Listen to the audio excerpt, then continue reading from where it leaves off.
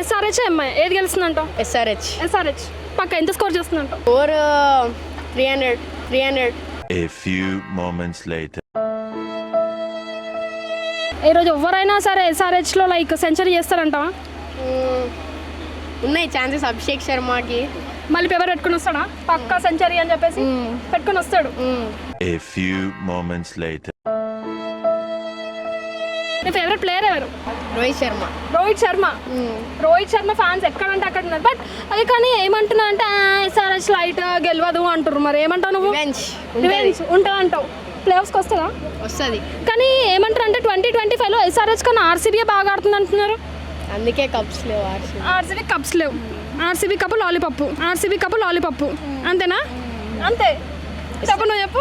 వస్తుంది sir SRH పక్క win అయితే కప్ వస్తుంది అంటే నేను కూడా అదే అన్న. ఎస్ఆర్హెచ్ కప్ విన్ అయితే అంటే వాళ్ళు కప్పులు కట్టుకోనికి తప్ప దేనికి వనికిరారు ఎస్ఆర్హెచ్ వాళ్ళు అంటున్నారు. వాళ్ళు కప్పులు కట్టుకోనికి తప్ప దేనికి వనికిరారు ఎస్ఆర్హెచ్ వాళ్ళు అంటున్నారు. కప్ అయితే రాదంటున్నారు. ఏమంటావు?